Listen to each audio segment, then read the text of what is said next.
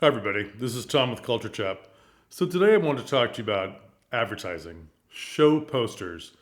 Now, there's lots of different kinds of advertising you can do, and I encourage that. Please take advantage of social media, all that kind of thing. Those will be in other videos. But your show poster is sort of your number one advertisement. It will go everywhere. Maybe you think it's just for the window outside your theater or for a couple of other areas. Maybe you have a billboard, maybe you have something else, but it's the easiest way and probably the most grabbed image when you're getting your reviews, which also advertise you. Okay? Now, there's a lot of people who don't put a lot of thought into a really professional looking show poster. Now, I'm going to show you many from the company I used to work for, the Oregon Shakespeare Festival. And right here is going to be the one I love with my friend Stephanie Beatrice, who you know from TV and Encanto. And when she did, what are we looking at? When she did Cat in a Hot Tin Roof. This is a perfect poster. Now, some of you may think, that's not for me. She's showing too much leg. She's showing too much this. She's sticking her toe in some alcohol. Well, it's partly to tell the story of that play. So, in that sense, it's a perfect poster. It's arresting, it gets your attention, and it's getting good advertising. Now, here's a trio from that same year: Hamlet, perfect; Merchant of Venice, quite perfect; and She Loves Me. I think perfect, but it's up to you. So, Hamlet, there's some props around him. It's a little, not a montage, but a collection of things around him. It sort of shows what is happening in Hamlet's life. And it's all about Hamlet. There are other characters, but he is the main character. Good poster, good font, good everything. Merchant of Venice. We sort of already know the story, but if you didn't, it's clearly the way these actors are posed. It's in period dress, clear font, and it shows that these are two men in opposition. That is part of the story. It tells the story of the piece. Also, for the Oregon Shakespeare Festival, Hamlet and this Merchant of Venice poster, pardon me, are actors that are well known. So they're in the leads and they're well known to the community. It's a destination repertory theater. So it's far away from most cities. And it's an adventure to go there. It's a meeting place. Family functions are happening there. You go for the weekend. You go for more than one show because there are 11 shows in rotation, usually. So having familiar faces that you've seen year after year is also a way of selling your show. Now, the next one is She Loves Me. I think this is great, and I like the poster very much. And on the cover, it has Mark Bedard, who was a well known actor at the time. Maybe not as many years under his belt as the other people, but he had good solid roles for about 2 years before he got this leading role. Now, this musical is about more than just him, but obviously he's the one writing the letters that say she loves me. Okay, and the letters are also telling the story. Now, I like it, but the font may be something that you say, well, it's not jumping out at me, it's not distinct, but considering where we are and the fact that it is a large destination theater, a repertory theater, where you're buying tickets for multiple shows, that means that you're constantly on the website going, what will I choose for my weekend away, my 4 days away, my mini break, my week up there with students? Who knows? So you're constantly looking through the calendar. I'll see Hamlet in the afternoon. I'll see She Loves Me in the evening. I'll see Merchant of Venice in the afternoon the next day. I'll see Cat in a Hot Tin Roof the night after that. So you're constantly on the website trying to play this game of what ticket when. So the words She Loves Me are in perfect, understandable font everywhere else. So the poster in this sense can be a little more artsy. So they can afford to do that because he's on there. This is on brochures. This is on the website. It's everywhere. So the poster can be a little more arty. But if you're the kind of theater that only has the poster as your image to advertise your show, Maybe you're not putting a lot of other things out there, doing the radio, doing NPR, doing announcements, doing little things on social media. Then your poster needs clearer font, especially for a show that maybe people don't really know. She Loves Me was a play, then a musical, and is the basis for You've Got Mail. All of these things, as we're talking today in 2024, are old. Even You've Got Mail. She Loves Me is even older. So you want to attract more than just the people that will recognize it by its title alone. So, in that sense, you have to have a good font, have a good image. People in your image on your poster really sells. Now, a lot of you want to do lovely, artsy, beautiful things.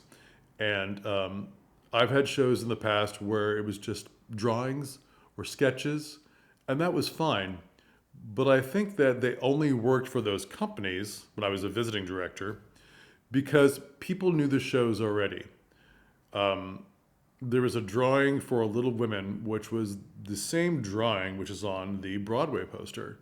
Well, Little Women is a huge title. It sells itself.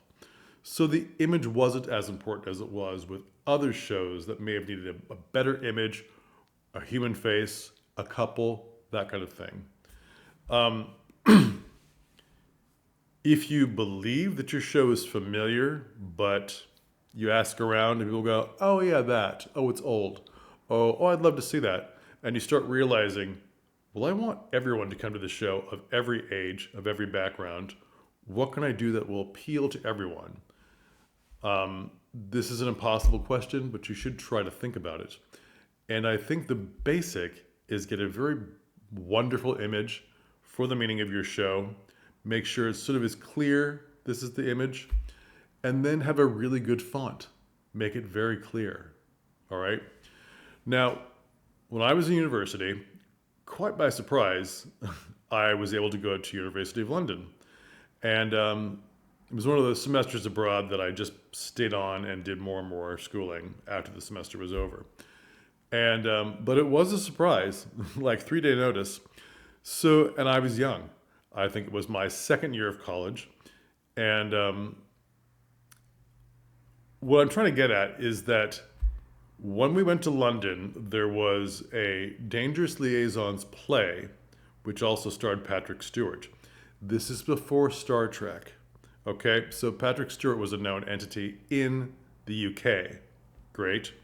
We're younger university students. This is before the internet, so we didn't quite know who he was. And I guess he was the selling feature of Dangerous Liaisons, that he was playing Valmont. Now, that's great. Great for London sales. He's selling it. And I'm going to show you an image which is extremely similar to the image they used in their poster. And I'm going to show you a few different fonts. Okay. The thing of it is that they were filming the movie. Now, it had several locations. And everyone knew that Americans were filming this film. American actors were filming this film. And from this very famous novel. And since England is close to France, they're much more aware of that novel and the play that came from this novel. And everyone's very excited for the movie, which came out the next year. So there were a few times that Dangerous Liaisons was put on the stage in the UK, in Scotland, in Ireland, and France. And that's great. I think that the press at the time saying a movie was being filmed only helped sell their play. So when we saw it, the title was in French, Les Liaisons Dangereuses, which, because we have a lot of French in English, it wasn't that far of a jump to go, that means dangerous liaisons, even though I tripped over my French pronunciation trying to impress you.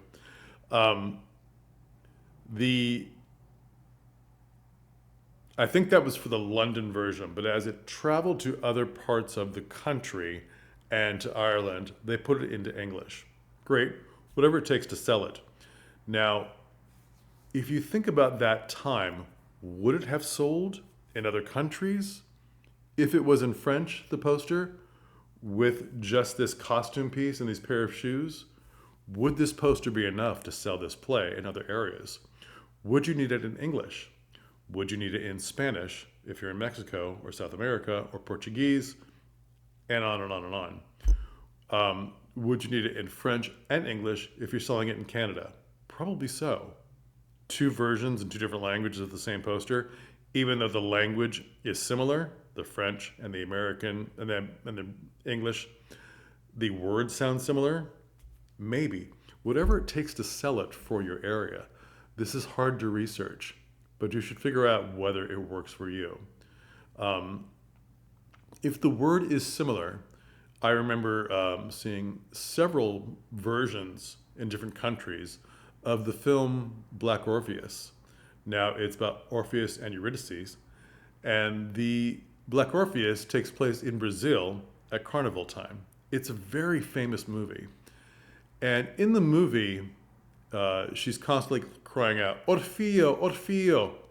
And sometimes the posters in different countries would just say Orfeo instead of Black Orpheus. Or Orfeo Negro, which was the Portuguese version of Black Orpheus. Whatever it took to sell, but Orfeo, Orpheus, it all is a very similar sounding word. And we get a lot of the information from the poster itself. But what if your word is very different from the English word? Will that be enough to sell it? Should you have different versions of the poster depending on your community? Up to you. Why not have different versions of the poster if that is important to your show? All right.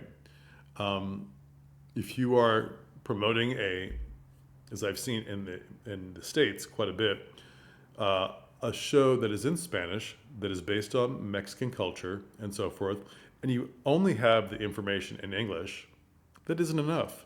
You should put it in Spanish too. We speak a lot of Spanish in this part of the United States, which is California, Oregon, Texas, Arizona. We speak a lot of Spanish.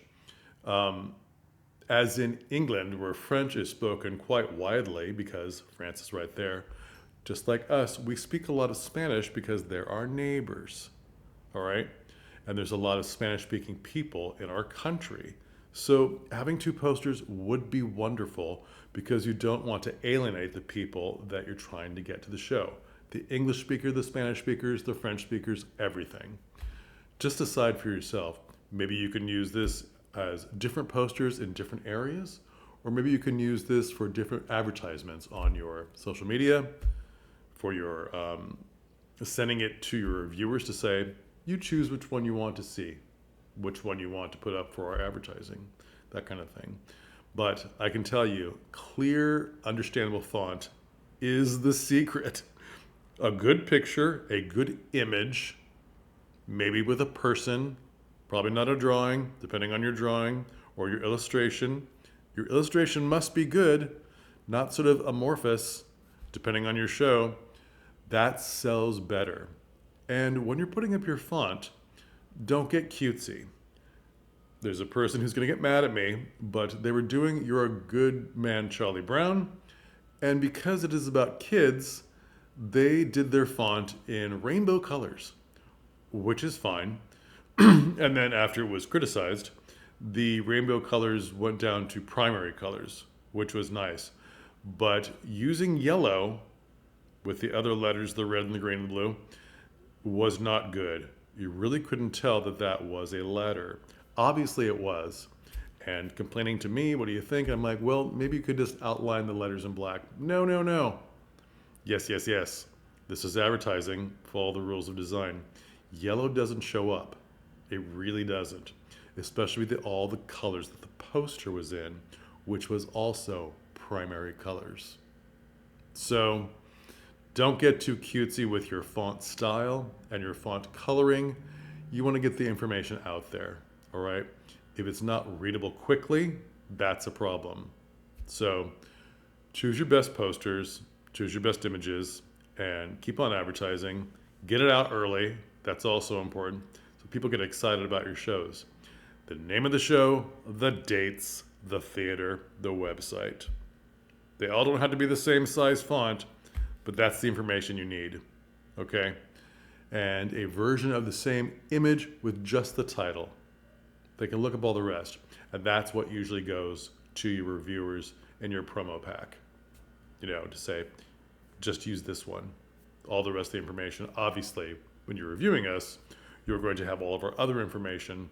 That's fine. All right. Please like and subscribe. We'll talk again. And I hope your shows sell great. Thanks.